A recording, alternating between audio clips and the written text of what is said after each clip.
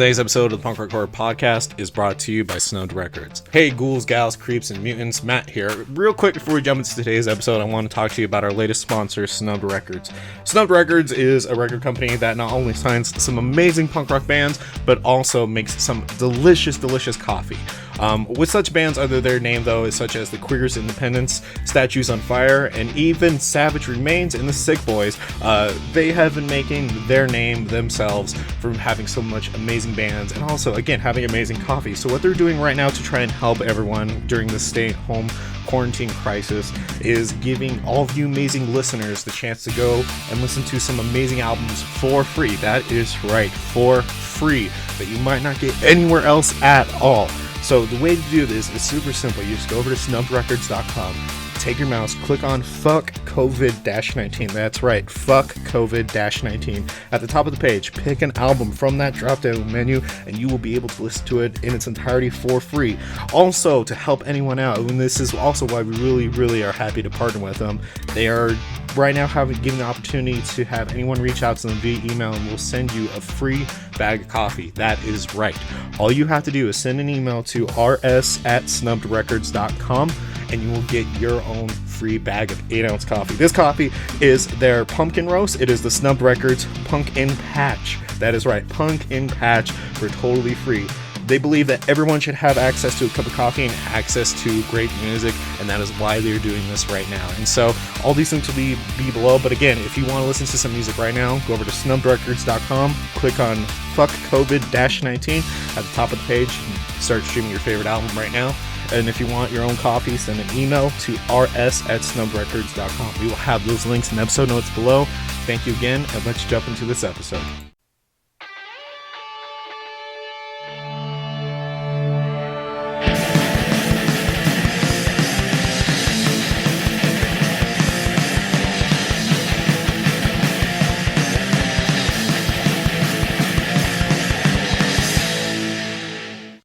Horror Podcast. I'm Matt.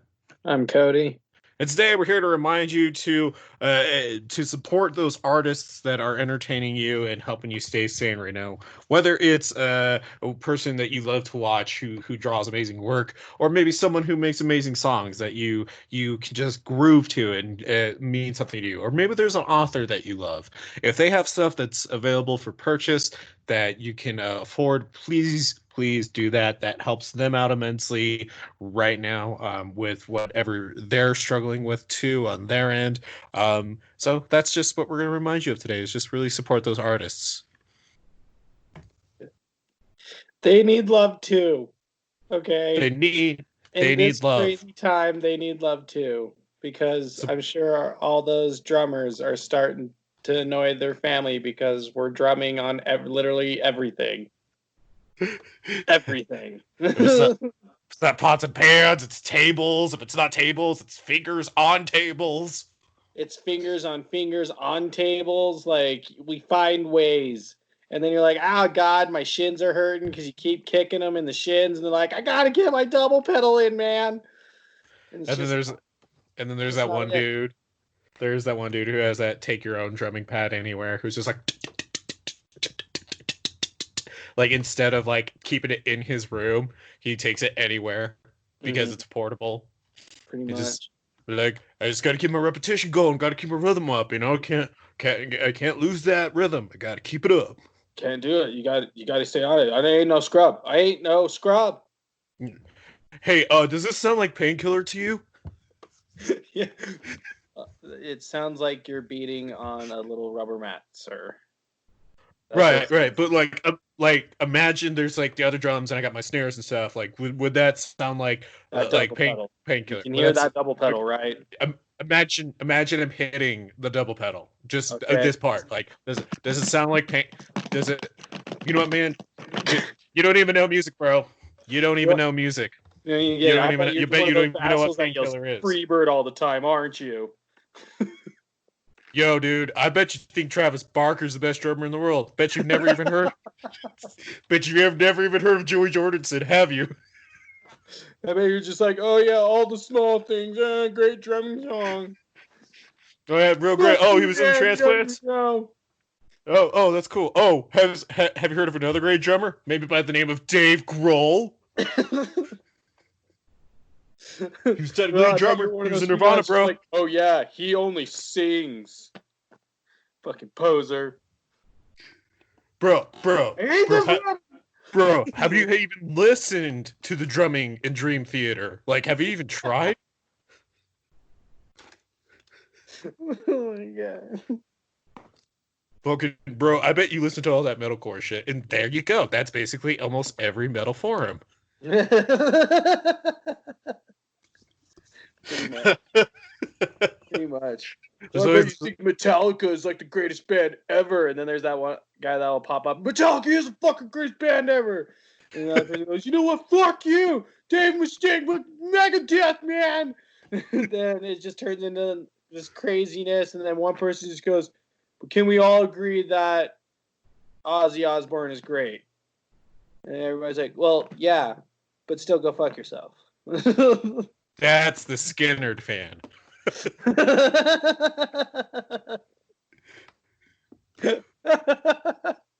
That's the Skinnerd fan. I know. That's either Skinnerd or Def Leppard. Like that would be a Def Leppard man. Be like, yo man, I'm down for some cool drumming. Have you ever listened to Def Leppard's drumming? Dude does it with one arm. That's cool if you don't like it though. Like I totally get it. Like I think it's impressive. I like that you like what you like, man. And I respect that. And I just hope you can respect mine, man. Yeah, but I just need you to know, like, I don't respect you as much. Like a little bit got taken up. He does it with one arm, man. If you can't respect that, like, come on, there's something wrong with you. And there's always Like, there's always one more dude who's just like, yeah, well, have you heard of this band? That dude has no arms and drums with his face. yeah. And then another person will just chime in and he's like, oh yeah, well this guy just does it with his dick.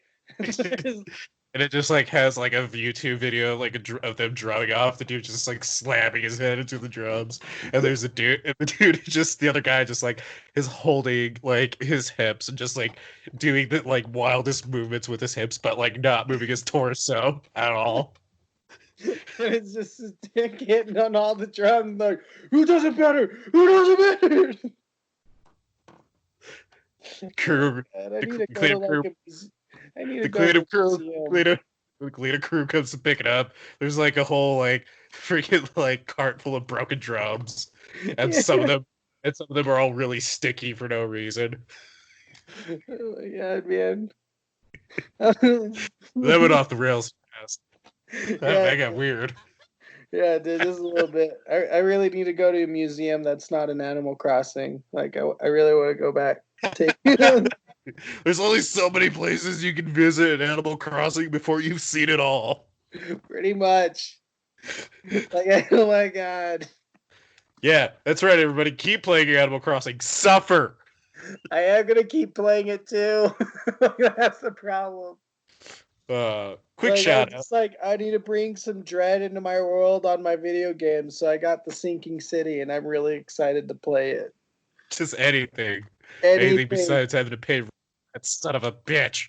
Yeah, fucking Tom. Now, you know what? At least I get to give Blathers all the goddamn bugs I can, but I know it's gonna come to an end soon because I'm getting all the bugs, all of them.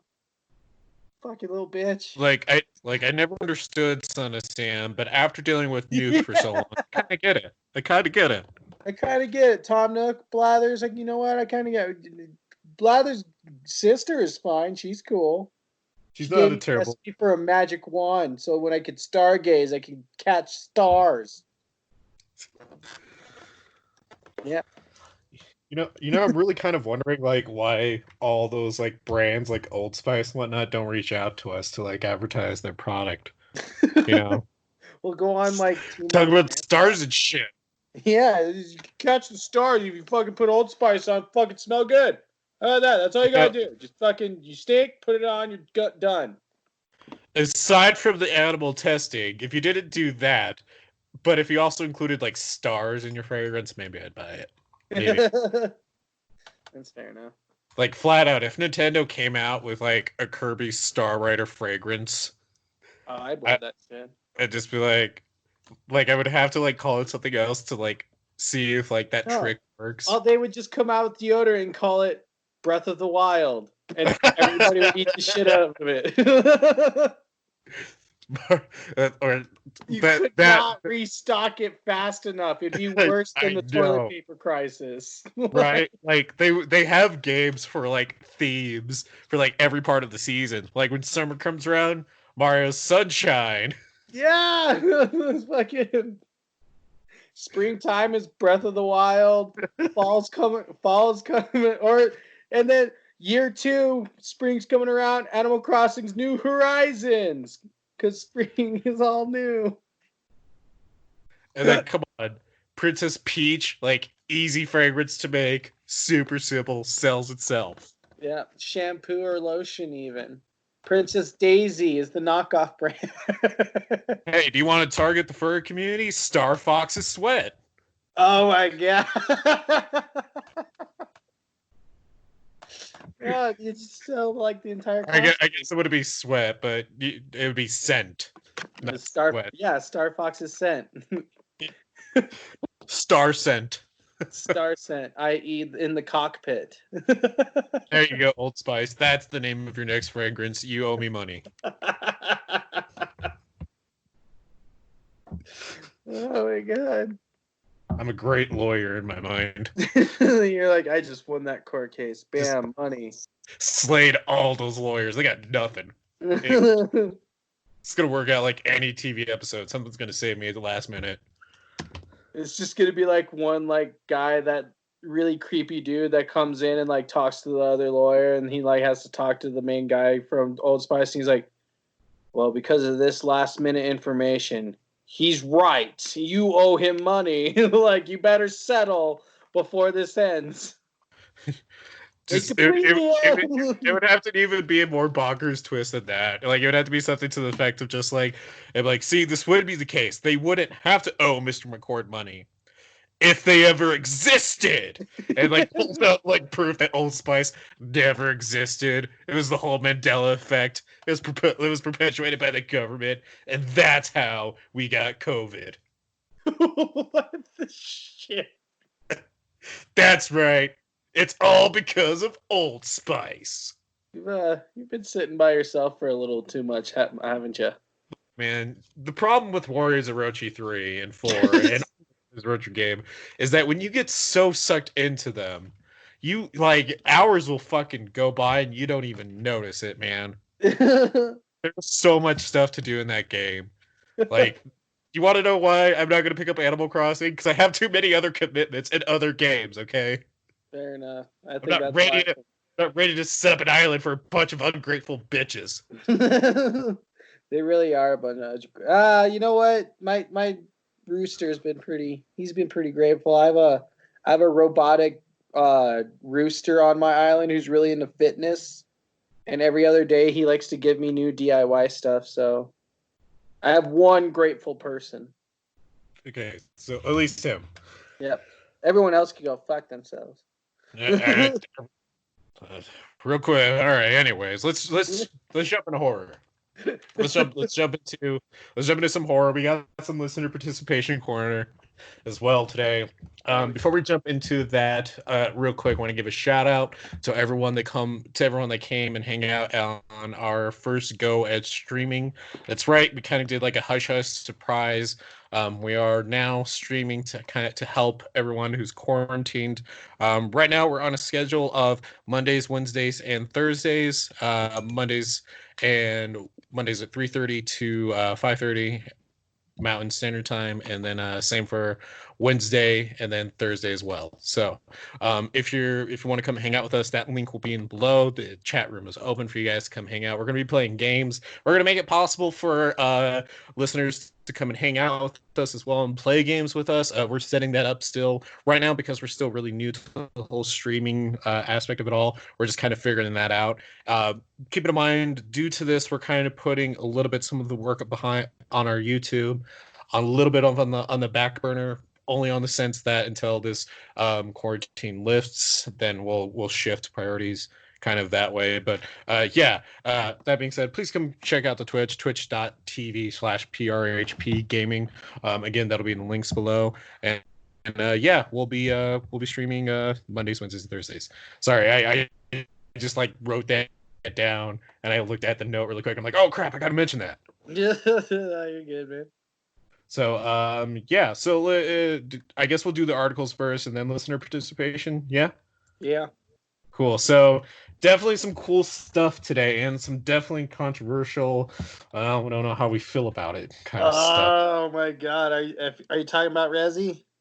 No, that I'm not even gonna. Oh yeah, they're gonna make another Resident Evil 4 remake. Yay, whatever. Who cares? I do, dude. They don't need to. They just. But you okay? Okay, we'll talk about it really quick. Reason I don't really care as much is just because they've ported it so much, it doesn't really matter. I mean, the fact of the matter is, it's like I'm not too worried about them remaking it because they've proven they know how to make a remake. I know RE3 kind of came out with like mixed expectations. I saw the review for it and it looks pretty cool to me, but Capcom has won over my faith well enough at this point that I'm willing to let them just say, you know what, fuck it, let them do it. They've proven that they got something going on. I mean, 4 out of 5 is still a pretty good record. You I know what I get it, but it's just like, but you know that I feel like I don't know. I feel like if they do with this remake of 4, even though there's no need because 4 still plays just fine. Oh Like yeah, yeah, it could use a little polish with some things, but like other than that, like it plays just fine. The story's great. Is I feel like what they're doing is that they're just gonna remaster or remake all of them, including 5 and 6, so they could fix what they did. I mean, devil's advocate, here's what I will say. I wouldn't mind having a remake of 4 if they fix some of the issues I had with 4. With like, because I definitely like, although it was a really cool way they did it, like if they fixed the camera in that, the way you move around, that would be really rad. Because that's kind of like why I'm open to it, you know? Like, because they've improved a lot of shit when they and revolutionized how they could make those games with 4. Obviously, they dropped the ball as 5 and 6 came along, but. Yeah, because Um, it just got more action oriented. But but if that's the case, again, devil's advocate, say they do remake 5 and 6, I would like to think with how well Capcom has been doing and how much they've actually been paying attention and listening to, their customers and the people that play their games, that they would keep in mind to if they're going to remake 5 to put it in a much more tasteful manner, and if they're going to do 6, not making an action film. yeah, I don't know. I just feel like after like 2 and 3 that there's no need to remaster the rest of them because they're still fresh enough and new enough, in my opinion, to not need to do them because like they're only one generation behind. I mean, it's soon to Right. be 2, but like they're in reality they're only one generation behind. 6, I mean, was already a dual one in itself, but it's just Well, like yeah. it's just I would rather see continue on with 8, like Resident Evil 8. I know there's like they already kind of got leaked that it's coming out soonish. Like hopefully, who knows anymore? But like, I would just rather see that because 7 is fucking great and it did amazing and the DLC for it was good. I'd rather just see more of that instead of after getting 1, 2, and 3 the remasters. Just continue on the story now. We got it. We're good. I'm positive we'll see 8 before we see a remaster of 4. Like I don't think they I would don't know, man. be. They I already don't think they said would do like they that. were already in development on it, Yeah, yeah, and no. I've heard nothing about 8. So so we'll see, Except for man. that one leak, that one possible leak. I mean, it could also just end up being like right now a small port of RE4 to PS5. So I mean, it's we'll see how it goes. Moving on to other things though. So from excuse me. I'm really excited about this one. So Gary Doberman is directing a new James Wan produced adaptation of Stephen King's Salem's Lot. So That's already cool. a few heavy names already right there. recently, this past April, Stephen King's vampire story, Salem's Lot, with Gary Doberman, the guy who did It, The Nun, and Annabelle Comes Home, attached to write the script, and was attached to write the script, and also he's attached to direct the film. The novel was originally published in 1975 and follows a writer who returns to the town of Jerusalem's Lot, where he lived as a child, only to discover everyone he used to know is now a vampire.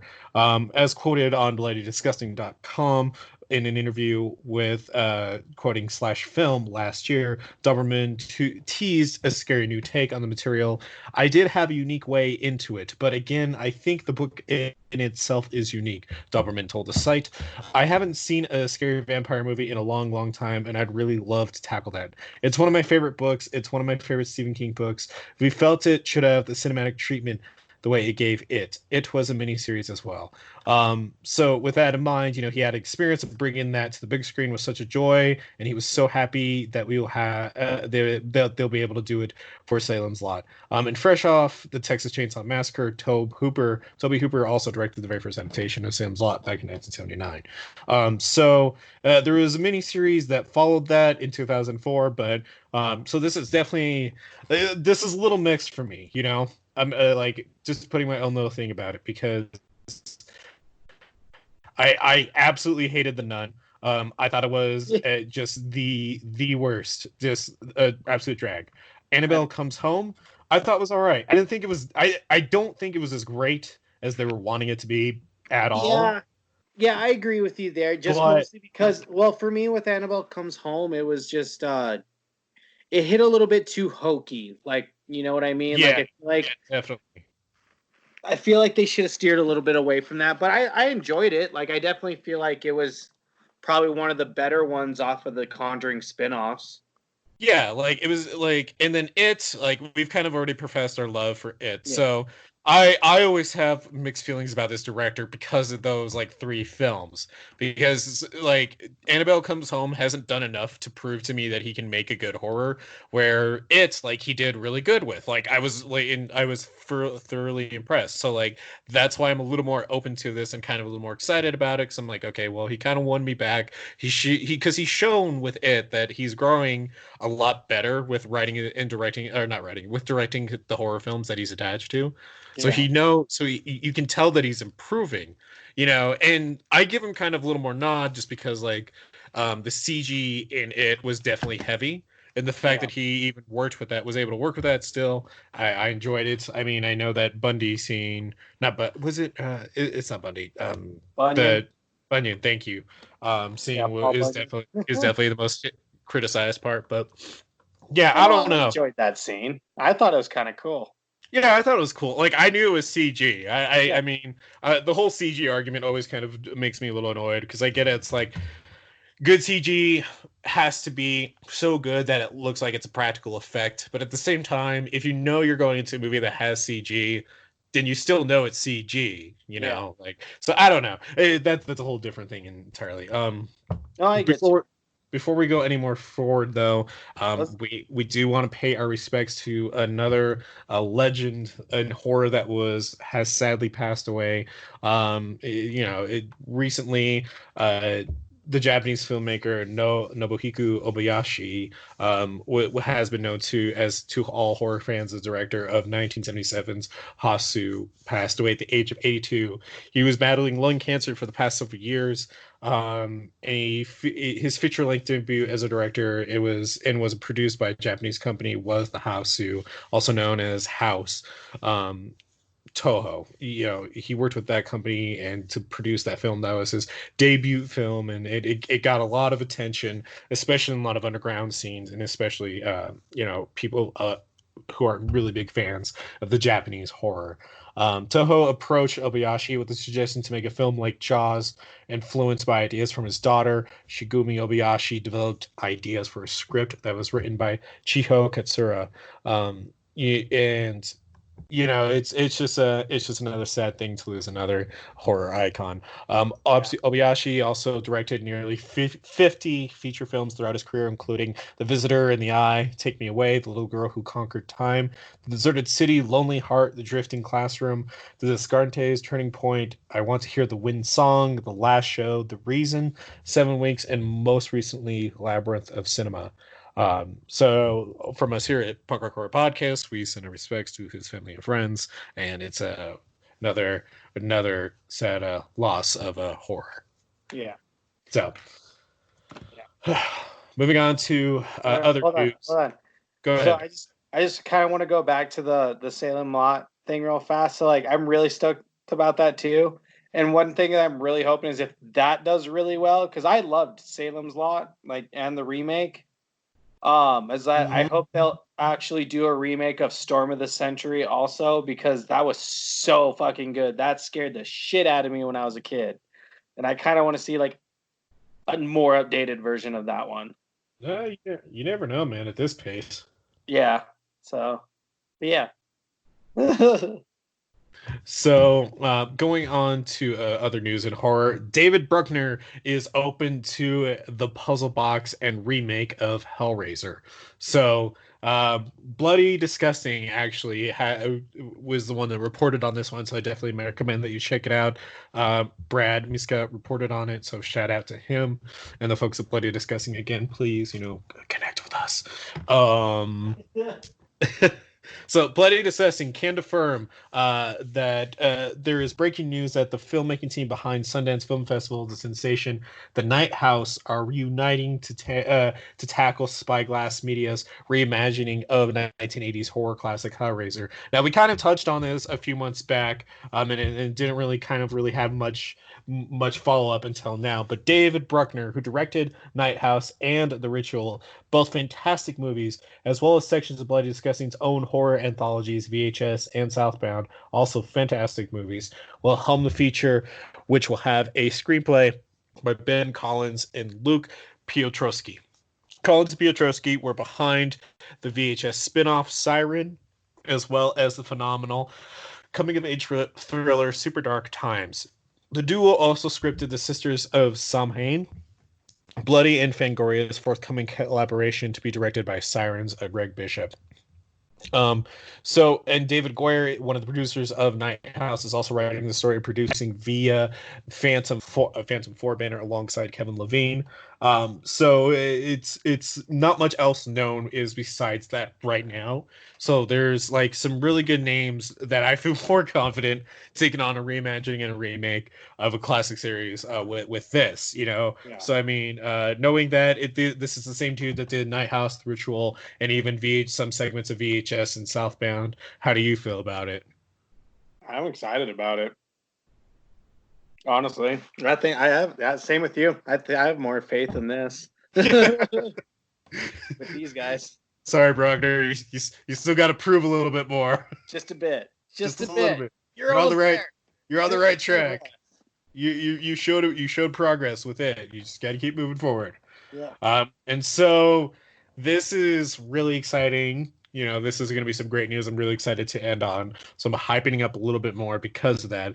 So despite the fact that Konami is being fucking weird ass Konami, as they always are, right now, because they were shooting down rumors of a new Silent Hill game, right? And so we're all just kind of like, oh, well, all right, that's whatever.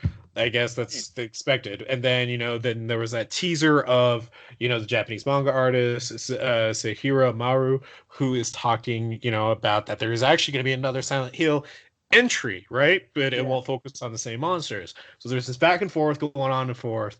Well, recently, though, spotted on Maru's Instagram were two conspicuous images. The first is a welcome sign of sorts with the words Silent Hills on it, and the Japanese katakana translation for Silent Hills below, with Maru adding the caption, "Afternoon invitations, hope you'll join."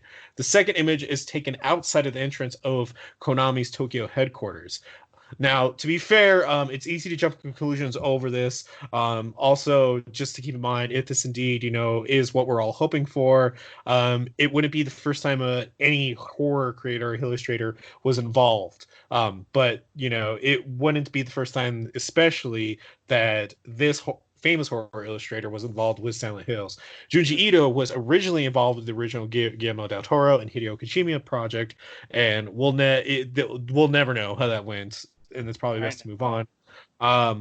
But to be fair, this is mostly speculation. But with that in mind, I mean, it's there's got to be something going on here. I don't know if it's just going to end up being like another manga, or if it's just going to be, a one-off series, or what is going to happen. I mean, I'd take anything at this point, man. Like, I already have to accept the fact that like Silent Hills is still under the care of Konami, and that drives me absolutely crazy. I wish we lived in a world where they would just pass on that property to a franchise that's shown that they know how to handle horror. Hell, I would love to see, I know it would be really risky, but I'd love to see the team behind BioShock take it on. I mean, I would be, of like Silent Hill, because like I'd be down for a first person go with that. I mean, they've shown that they know how to make creepy type of horror. I mean, it's not. I know it's this for me super controversial, but I wouldn't mind seeing the Bethesda pick it up because of id Software and how their work on. I mean, I'm willing to go with. Huh? Yeah. No, I agree with you. Yeah, with their work on The Evil Within, and also the fact that like. Oh, what's the other like horror franchise they just did? God damn it! Prey, fucking Prey, and their work on Prey. How that was kind of basically a BioShock in space clone type thing, but it's still fucking great. So I wouldn't mind seeing them pick it up. Yeah. No, you know what, man? I don't know. We'll see. We'll see what happens. I'm holding out. Like. I don't have much faith in Konami. I mean, we'll see, man. But hey, could you imagine Tripwire picking up the Silent Hill license and then like having a Killing Floor theme mod where it's just like a shit ton of pyramid heads attacking at once? Oh yeah, that'd be no. Pyramid Head would totally be. It would just be a bunch of nurses. Let's be honest. They would just send nurses at us, and then Pyramid Head would be the fucking boss. Just like ripping off skin all around. Basically, just like he wasn't ready. He wasn't ready. Oh no. So that's what's happening in. Oh, sorry, my bad, man. Go ahead. I was just gonna say, like, honestly, that'd be kind of cool, though. I wouldn't mind seeing something like that, or just. Again, I wouldn't mind seeing another company that actually cares about their horror IPs. Just pick it up. Just let us have this, please. Yeah, that is actually one of the games that we're playing on our stream is Killing Floor 2. So we're turning people onto that game, and also if you want some more strategies, not to toot our own horns, but we're pretty good at it. It's definitely become our favorite game. It's a pastime. Yep, it's great. When you need to get some aggression out, Killing Floor 2. Yeah, just go on endless and just drown out the world. That's what I like doing. Honestly, I like listening to my the podcast that I like listening to with the music all the way down on endless. So I'm just listening about serial killers while I'm shooting a zombie in the face. Tight. Yeah, because of my ADHD, I enjoy Killing Floor's fast-paced gameplay just because it definitely keeps me focused. Mm-hmm. Yeah, especially when we're doing those fucking weeklies, man. For show. All right. Anyways, we got to jump into it, buddy. So we got listener participation corner. Do you want to do the Facebook today, or do you want me to knock out the whole thing? I'll do Facebook. All right. So going over to our Twitters as it loads up. Excuse me. So the question. Sorry, listeners. I just burped in your ear. I was totally gonna like just try and ignore it, but I mean, you commented on it.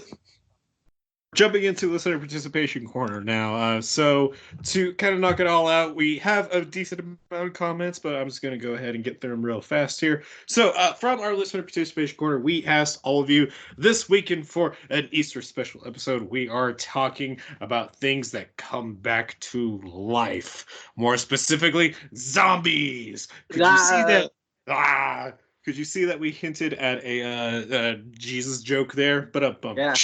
Zombie Jesus Day. We're We're 3 years old. so funny. Everyone aspires to be as funny as we are. Yeah, everyone's like, "Oh, I've never heard that before." Oh, Bunch of jagoffs.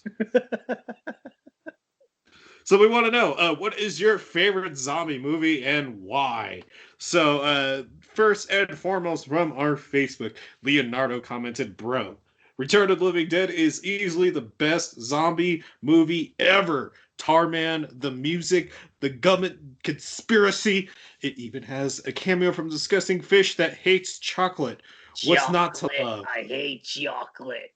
Although the Night of the Living Dead Savini remake was pretty epic as well, it's a toss-up between the two. You know what? I am really glad he pointed that out, and I'm not the only one who saw that severed head and thought of the old fish from SpongeBob. Yeah.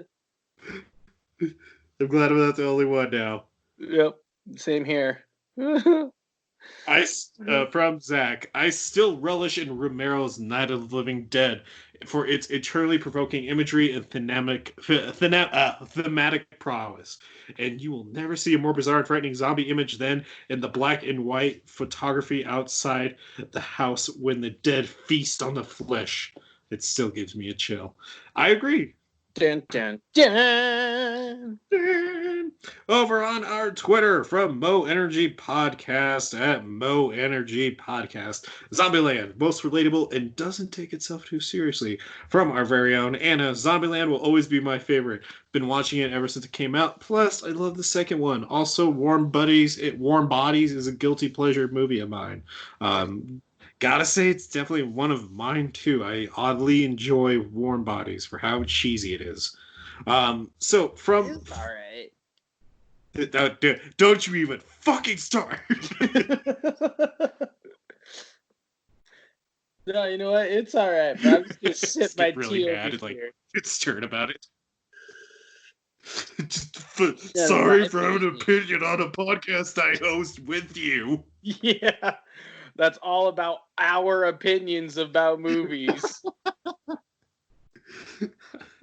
So from Final Girl Friday at Final Girl Friday, my favorite would have to be Let Sleeping Corpses Lie from '74. Granted, I was pretty young when I was introduced to it, but it was the first zombie movie ever to give me distinct nightmares. That's Giannato di Rossi for you. Haunting makeup and SFX. And to comment on to what you said, we replied with, no matter what year it was made, the first horror film that gives you that frightening thrill ride will always have a special place. And it is so true. And I just want to note that for everyone out there. So from Punk Rock Ian at Punk Rock Ian XP, he has been a long-time fan of ours and a long-time supporter of ours too. So shout out to him. He's a YouTuber. He's a streamer. Check out Punk Rock Ian on YouTube. He said, I always enjoyed Night of the Living Dead. Simple, classic, and the ending have been get shot, show the living are still more dangerous. Here is me doing a bad reenactment of They're Coming to Get You, Barbara. Scene when I visited the graveyard where it was filmed. I can tell you got really excited typing that, Punk Rockin', and your passion is duly noted, and we love your enthusiasm. Here's our love coming out to you in just a pure amounts. Just love bomb. Love bomb. Love bomb. Love bomb. So from we got like two more and we gotta finish this out. From Crypto Podcast at Crypto Series. 28 days later, best origin of a zombie story, awesome music, great cast, floppy zombie titties, and Cillian Murphy's hairy naked schlong. You know, that's why I signed up for the movie. Oh yeah, that's the only reason. Only Just one. purely for the schlong. Yep, that's it. The first schlong. 28 days later, 28 more like 28 days with Cillian Murphy schlong. That's all I need. Every night. That's only 28 I need. Oh man. All right, to finish this very intelligent conversation that we're having, and just very profound, worthy of any award. Definitely, really kind of making people question a lot of things right now. From for Mike Schuth, for Mike Schuth, Mark. Sorry, I'm laughing too hard. From Mark Schuth at Mark Schuth. Dawn of the Dead. For some reason, the idea of being locked down in a mall fighting the undead appeals to me. I know, I need help. And guess what, here, Mark, at the Punk Rock Horror Podcast, you don't need help in our eyes, because that movie really does have a special place on our shelves. For me, and the remake. And the remake. For me, the remake was the very first time a horror movie legitimately scared me. Like, scared the shit out of me and gave me nightmares. So it holds a special place on my shelf for that effect alone. Cody, I don't know if you want to mention on it at all. Oh yeah, no, I fucking love the remake. The original one actually is the first movie that really scared me because I only saw the scene where the black lady gets her neck bitten out, and I was just like, nope, nope, nope, and I walked away, and it haunted me forever. But seeing the remake, it's one of my favorite memories with my mom when I went and saw it, and it was super intense, man. It was great. Dude, you know why it scared the shit out of me so much? As embarrassing it is going to be to admit, you want to know why? Why? Fucking, I saw that shit and I was like, oh my god, they're so fast. I can't outrun any of them. I'm so fucking dead, man.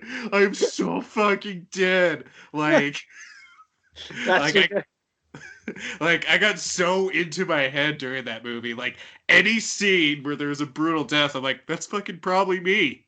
That's gonna be me. That's how I'm gonna go out in the apocalypse. Like, just like the scene where we're just gonna sneeze. Right. God damn it! I wanted zombies. No, but just like that scene where like it's the back of the ambulance and you see him flailing as they're ripping her apart. I'm like, oh yeah, that's me. Just or like the dude who's just like had a zombie baby and is twisted. I'm like, oh, that's probably me. Wouldn't doubt it. Like or the one that gets taken down by like one of the dumb gross zombies. I'm like, oh, that's also probably me. But I'm like, and then any of them. No, I'd be the dad that was already bitten. Like, probably get my throat ripped out. That is the one that actually got to me the most. Was that scene too? Was that girl, just the little girl walking through the hallway, and just like, "Hey, are you okay?" Which, by the way, now looking at that scene and them looking at her, seeing that she's bleeding from the mouth down, and they're like, "Are you okay?" Oh my god! Like, obviously she wasn't okay. Like, that was fuck that. Just God, that whole scene just rips them off. Just like that's when you like look down and go, "Nope, I'm out." Jump out the window. Well, I mean, the blood effect is so hyper stylized in it. Oh, I know. Like, it's just so nuts. Like, I eventually made Lauren watch it with me, and she definitely like is shaken from it too. So, well, it's a good scene. It's intense. Oh god, yeah. So many of the scenes are intense too. Like that is definitely one remake I'll definitely argue for any single time anyone tries to give shit to it. Like the only thing I will ever really agree on is the ending, how it ends. Like I get that, like because once you stick after like the like beginning credits, you see what really happens to them. And I kind of don't want to. I don't really. I know it's still kind of like somewhat widely known, and I don't want to spoil it for anybody who hasn't seen the movie. But yeah, like that's definitely one of those movies that like really just kind of like is so violating with how isolating it makes you feel. Mm-hmm. Well, so, for me, it was also one of the first movies I saw with a not so happy ending. Oh god, yeah. I think that was also what was really rough about it, because all the horror movies, anything horror I saw up to that point, always had some sort of like ex machina kind of like way of like always somehow they always came out on top. But like, the main guy character always won. The hero always won, no matter what. It's like, oh, it's a zombie apocalypse. Oh well, it's miraculously saved. You but, know. but you know what? I think I know a better way to explain why that remake is so terrifying. And the reason that remake is so terrifying is because it's an absolute death type of movie. Mm-hmm. Like it's an absolute. Like there's no way, no how, there's no like superpower to kind of bring anyone back. There's no vaccine available to save anyone. You can't just cut off a limb. Like that's it. When somebody's bitten, it is fucking. If you're lucky, if you're Yeah. lucky if you're bitten and you become infected, instead of Yep. being torn apart in a vicious manner. Yeah, you're just bitten and you run away, or else Yeah. you're dead. And I think that's what's so like terrifying about it because like the zombies in that one are like on fucking steroids. Yeah, which yeah, no, seriously, cause that. So with those, it actually leads into like our topic and everything, talking about that because that's one of the first films that really used the roided up zombies. So why don't you take it away, buddy? Why don't you jump into the pun intended meat of the show? Yeah, yeah, seriously. So basically, gonna be talking about the evolution of zombies because way back when we already did not this past Halloween, but the Halloween before, we gave everyone a quick little like rundown of the entire history of zombies, and so right now we're just gonna talk about the evolution of them from their. I know that's almost the same, but it's not because we're not going to go into the main history. We're just talking about where they started, and then just like why they kept getting scarier and why they needed to get scarier to stay relevant. So, starting off, zombie actually never originally meant the living dead. It never meant the reanimated corpse or the undead. Originally, zombie came from Haiti. I didn't look up the Haitian term for zombie. But basically that's where zombies came from. Is rural Haitian folklore, is that zombies were no. Oh yeah, never mind. I apologize. They did do the undead. I was like, I got mixed up there. Is that in the folklore they were undead, but they were brought back to life through necromancy or sorcery or witches. So zombies actually were mythical, magical in Haitian folklore. And the zombie would remain under the control of the sorcerer who is known as Bakor. And so the Bakor would be controlled the zombies, and the only way to really get rid of them would be to undo the curse, unlike by killing the sorcerer or the witch and everything. And that's how you got rid of your zombies. And it actually kind of hit a real world issue though, because so there was one particular case in 1937 who saw a woman named Felicia Felix Mentor who was reappeared despite her family claiming that they had buried her in 1907 at the age of 29. So she disappeared for 30 years because they thought she was dead, and then she came back. Wow. So Yeah. like, it, I'm I don't know, man. Like that's just kind of like already really weird that that's where the I don't know where. Okay, so what's surreal is like, so you and me, we look at zombies and we think more plague or biological weapon. But it's kind of Right. funny to see that zombies came from sorcery and witches and witchcraft and stuff like that. And so, like, the funny thing about that case, the Felicia Felix mentor case, is after that happened, and also in 1915 there was another possible zombie case, and this is where the zombie drug came from and where people started putting voodoo and everything.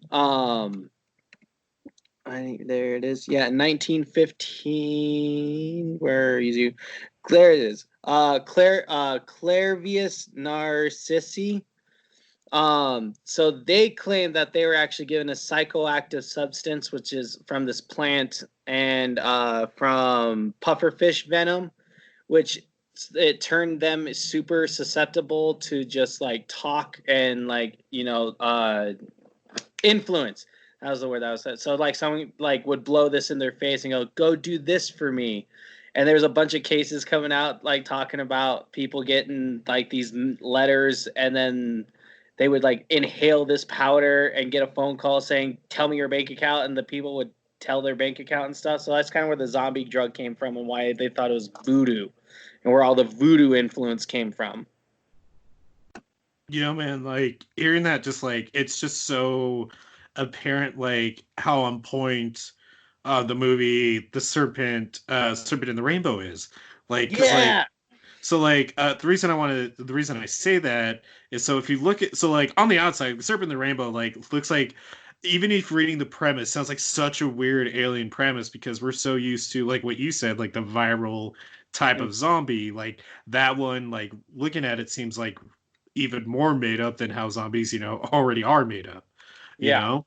And so just like hearing like, oh no, like they like legit, if people came back to life because it was usually because of a curse or of a plant or something to like that, just like how like accurate that is just really interesting to like hear, Yeah. Yeah. And so the first hold on. So the first westernized zombie, like after all of that, so that's where it like kind of came up, and then of course the America and the West, I'm not gonna say America, the West started picking up like all over on the zombie stuff and in their movies and whatnot, was in 19 so zombies in films, like they didn't come around until 1932. But funny enough, zombies actually were around a lot earlier than that in Western folklore and Western oh my god, I can't, entertainment, Jesus Christ, and Western entertainment and stuff. Because even though the notion of the term zombie hasn't been around, Mary Shelley, when she wrote the book Frankenstein in 1818, the Frankenstein's monster is a zombie, but is the first time they actually evolved the zombie formula. So instead of the dead being brought back through magical means or anything like that, it was brought back by science. And so that's what and especially in 1818, where like that was a big time of like move forward movement, and just everything is changing. Replacing the magic to create the monster made it scarier by using science, because that was more known, and like magic was like out the window in reality too. Sorry, I'm burping. I'm the one burping tonight. God damn it. Zombies make you burpy. Pretty much. I can't make fun of you about it now. Now you know. Now you know how I suffer. You know about pain. Now spread its legend. You son of a bitch. So okay, so secretly, I've been walking into your room. I've been walking into your room at night and breathing into your mouth in hopes that you would attract my burps. You dirty son of a bitch. Yeah, so okay, so Frankenstein. So that's not right. only did Frankenstein, the story of Frankenstein, actually start doing the whole like zombies created outside of magical terms, with Frankenstein's monster being created through science, it also started implementing the fact that the monster may not be the most evil thing in the room, but that the human is actually the monster. Because after reading the story, and everyone knows the story of Frankenstein and his monster, but and everyone knows that in reality, the true monster was always Dr. Frankenstein, not his creation. And so this was that was the first story to really show that, and why it really started striking, how zombies started striking fear, was because it started opening eyes like, oh, just because they're the monster doesn't mean that they're not influencing other things. And for a future subject, H.P. Lovecraft was also huge in influencing the modern zombie, because as we talked about here on the podcast, and Matt's review of Reanimators, Herbert West's Reanimator, and but it was the one that came out in 1921. It was a series of short stories about mad scientists who resurrected the dead, just like with H.P. Lovecraft's work and like all the creepiness that came out of that. And then it didn't, and then also a huge influence on the modern zombie, on our zombies, is actually comes out from 1950s EC Comics, Tales from the Crypt, Vault of Horror, and Weird Science that started really showing the zombies, because that's when they first started coming into print here in the West. And like that gave us the modern look of the decaying skin and like the not brains, but just like wanting to eat people. And so because of those comics, along with the Richard Matheson's novel I Am Legend, it inspired the modern zombie of George A. Romero's Zombies for Night of the Living Dead. So you're telling me that the cool stuff that everybody likes now with zombies started because of nerd stuff. Exactly, because people like to read comic books. In your face. And to even further that proof, the first zombie film, White Zombie, that came out in 1932, dealt with the traditional Haitian zombies, but it was from a Western perspective, so everyone hated that. They did not like the magical and mystical influences of like the East of the Haitian zombies. And so when George A. Romero came out with his, it came out a little over 30 years later in 1968. He created the fully formed modern zombie in his feature-length horror film Night of the Living Dead. And the critics were shocked, claiming it went from delightfully scary to absolutely terrifying. And that's where like all of the Western zombies started blowing up, with them being cannibals and raised from the dead instead of being influenced through magic. They were created like there was no reason why they're like they had no one knew why they were coming back from the dead, and that's what was scary. And so and then he further like evolved his zombies, not just like through like how they reacted and how they were into like these bloodthirsty monsters. In his next movie, Dawn of the Dead, the sequel to Night of the Living Dead, he also furthered the aspect of like that zombies could be used as a euphemism or a metaphor for things that are going on in the world. So like Dawn of the Dead is huge on talking about, consumerism and greed, while Night of the Living Dead is a real huge talk on racism in America, because it was the first movie to have a black lead, and he still died in the end, and everyone's like, what the fuck, because they were like, because he dies just because they're like, oh, that must be a zombie, and that was like a take on racism. I'm not going to go into the whole entire thing. That's a whole new other episode that we'll have to go into at another time for another subject. Racism and horror. Yeah, that's gonna be a bit of one. Yeah, but I wanted to add on though, like before, like with comics though, really quick. I know we're kind of like retracting a little bit. One thing I just kind of want to throw out there is if you ever look up kind of like horror comics or old horror comics or Black Cat comics, they did a lot of those zombie ones, like even Tales from the Crypt, and just like some of those covers are so well drawn and very just cool to look at. Like it, like aside from the whole gore aspect of it, they're absolutely like beautiful like comic book covers to look at, and I strongly recommend that if you got some time to kill, which I think you do. Bet money, we bet you $1 that you got plenty of time. There's an 80% chance. I'm gonna guess. So, but yeah, if you ever get to look at those covers, they're really cool. They're really awesome. I actually will make them like wallpapers just because I enjoy looking at them so much. Yeah. It's yeah. Just check them out. Sorry. Anyways. No, you're good. No, I agree. They're great covers. Like this, the one on the article that I'm reading that they have for the Tales of the Crypt one, Tales from the Crypt. It's really, really fucking cool. Like it looks. I'm pretty certain like Swamp Thing stole this cover. Yeah, like Black Cat Mysteries is one of my favorite ones just to look at because they have some really great art. Mm-hmm. So, yeah, check them out. Yeah, definitely. And so continuing on from that, so like so zombies were starting to become more and more of a cultural icon because of these movies. And so in the 1980s, like they were huge. Zombies were the thing in horror.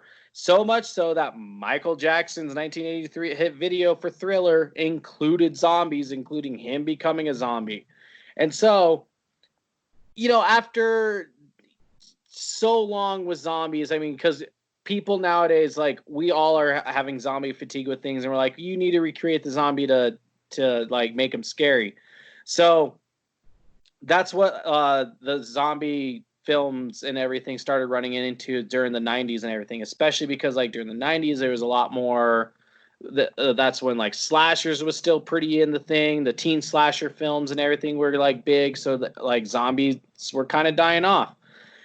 But then and I was researching. I was like, okay, but I remember, for me, I mostly remember zombies always being fast outside of, video games, like in the movies, because of Dawn of the Dead and stuff. And so I had to think, like, where did fast zombies come from?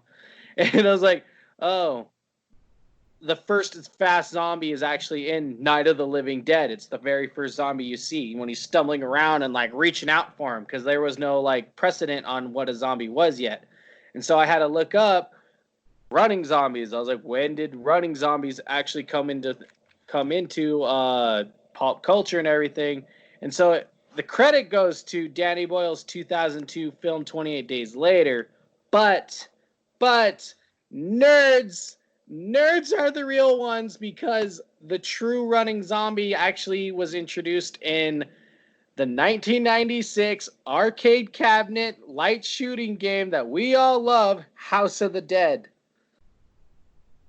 So that's right. House of the Dead is actually the true place where the running zombie came from, because you see them running in that game.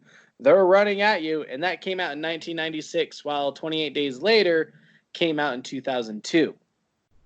So, but 28 Days Later does a really good thing to zombies also. It's one of the first zombie films to actually change the formula of what a zombie is, because the zombies in 28 Days Later are not undead. Patches. They're sorry, guys are gonna hear Patches. Patches heavily disagrees. Yeah. But that's the thing though. They also had to, not only did 28 Days Later evolve the zombie threat to be more, them running now. It also evolved the zombie threat to be more vicious, and the fact that they're not really zombies. They're not the undead zombies that everyone was used to.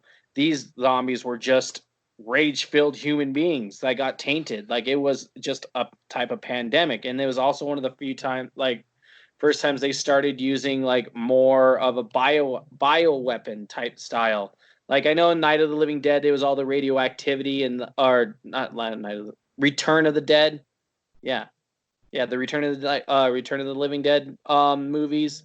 They started using bio weapons and stuff, but 28 Days Later is the one that really started using more bioorganic type style, whereas a virus instead of, and stuff like that. And they also, like I said, they also started using the fact that zombies don't have to be dead to be a zombie, in mainline media. Yeah. Yeah, I mean, to kind of like add to that point, it also like is a. You're right in the sense like this. Like, the way I want to agree with it is like, if we think about it, we've also used zombie as like a term of like mental status. Yeah. Yeah. Like, Like, I feel like a zombie today. yeah, like, or somebody's like so heavily medicated they're zombified. So Mm-hmm. like it's mostly kind of like a reference to like really just like, loss of, cognitive ability or like critical thinking, that kind of mindset. Like, just you're like, you appears like you're gone without a conscience, Mm-hmm. you're functioning, it's just shallow. Yeah. Like that. And so like, Yeah. It pretty much, like, it takes you down to your basic instincts, where you're just functioning on, I need to survive. Like, right. And so then when you think about it though, like with coming back to like the addition of like eating flesh and eating, brains to survive, comes back to, they're surviving on instinct, which the instinct there is that they're just, trying to eat to survive. Well, no. And 28 days later, they don't eat the humans. In 28 days later. No, I know, like that's what I'm talking about. It's like it went to the point of that's where it came from, was of wanting brains to now it coming to the point where it's I just gotta kill would you. yeah, like what would be more terrifying than them wanting to eat you? Like, that's just kind of the not to let them get close, they're gonna try to eat you and just do that. And so you have to avoid that happening.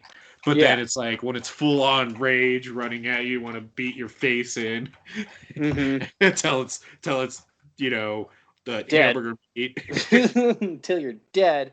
is Yeah. is No. is far more terrifying. Yeah. And so that's what I think too. And also 28 days later, really, really changed up the formula also by showing, showing that, the humans are also just as dangerous as the zombies, because, they go to the military compound that was supposed to be a safe haven, and they were just like trying to find women to reproduce. So, Oh, your cat and my dog. yeah, seriously. And so 28 days later is kind of like where the more modern zombie kind of came out with, like, the fast running zombies, even though House of the Dead started it. But that's where like mainstream audiences really started catching on, because not everybody, played video games and stuff, even though they should. Even though you can now. Yeah, You probably should now. yeah, they don't have an excuse. Seriously.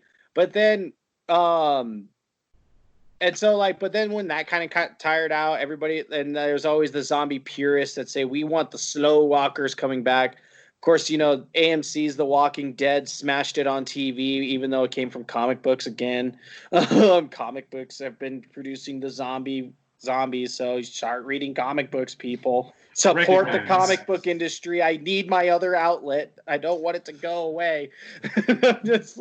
But anyways, so they kind of like mainstream line the whole zombie epidemic of being like the slow walkers, and also the fact they changed the formula up again, where all the humans in the Walking Dead universe are already infected with the zombie virus, whether they know it or not, and that the only way they could change is becoming undead. So, as most of the times, like with the zombies, like they have to update themselves into modern days. Like, so another, and they have to, like, because we're so oversaturated with zombie content, they got to do something new with them. Like, for instance, The Last of Us.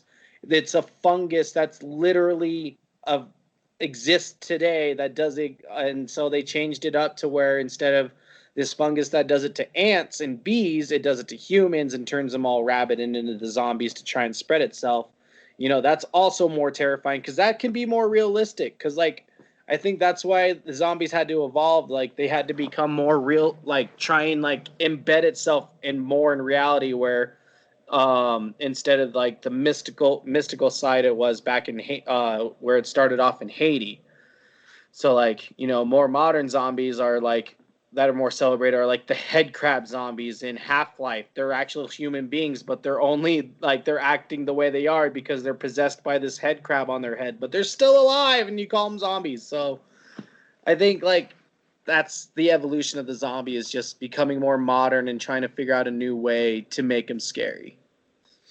And like, man, there's been successes along the ways. I mean, I do think in a lot of ways mainstream media is at fault for softening the image of a zombie. I mean, although I already kind of like said it's a guilty pleasure of mine, like even Warm Bodies is kind of like, is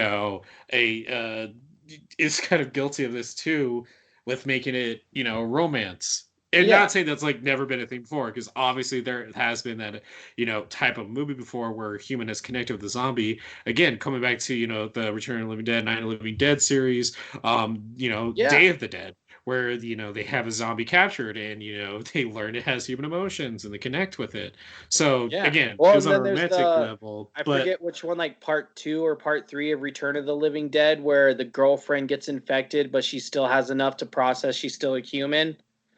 And so, like, her and the boyfriend, like, die together, even though she's a zombie, like, making out and shit. Like, it's there.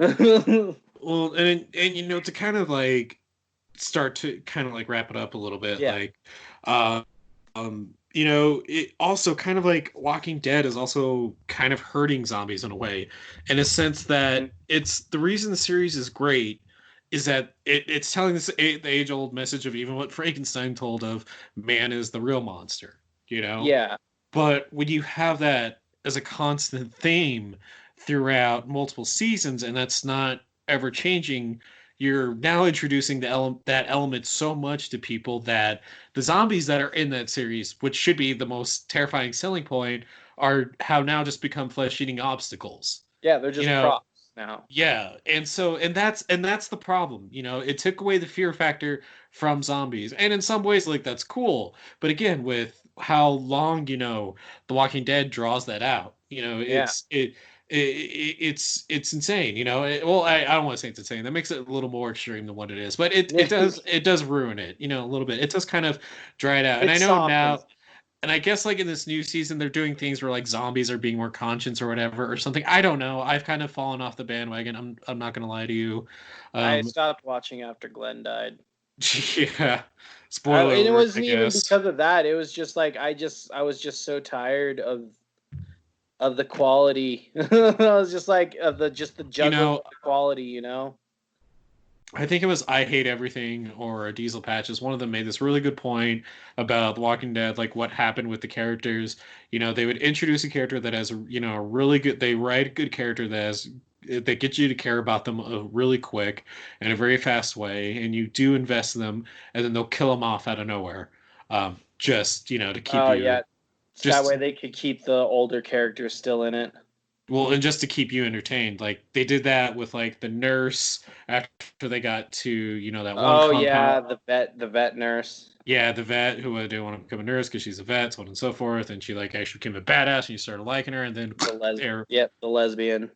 yep. So, well, and it just like, but and she was awesome. Like, dude, she was a Yeah, really cool character. Love the shit out of her. I And also just like that actress too. Yeah, and then arrow Yeah. just but enough shit at Walking Dead, and because we're talking about enraged zombified viral outbreaks, I'm gonna fucking mention it. Cross did it perfectly with bringing no, now is the perfect time. No one can That's argue this true. shit. Yeah, no, I know. Not that anybody already was, but still. Anyways, point being, is that it brought a fear. I stand by the fact that Cross brought a fear factor back to what zombies had. Yeah. With capitalizing on enraged, organized people whose sole intent is causing harm and mayhem and destruction. Hmm. And just wanting to harm you. Yeah. It did that so well, and even for again it being a comic book that's doing this, yeah, it's fictional, yeah, it's colorized, and yeah, it's hyper stylized in a lot of ways, but there's still a fear factor if you stick with it. And when you take the second to step back and look at, except that it's gory and screwed up, but if you step back and look at it did what The Walking Dead failed to do. It did what any other modern horror with zombies failed to do, and that's made the viral outbreak, the zombies that we're talking about, terrifying again. It Yeah. found that scare factor, and that's what matters, because that's just what I'm going to end on, and I'm going to throw it to you, buddy. Is that for zombies to get scary again, we need to focus on why they were scary to begin with, and really, really harness that fear factor. Take it away, buddy.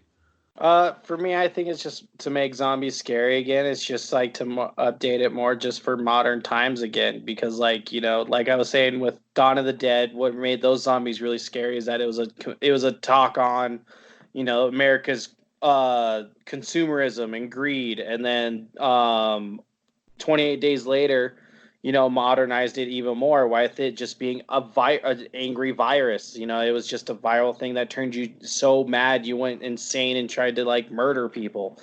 And then of course the Walking Dead, the biggest thing that made those zombies scary, besides the fact they were just, decrepit and dying, is the fact that you were already infected with the disease and didn't even know it. And the only way you knew it was when it was too late.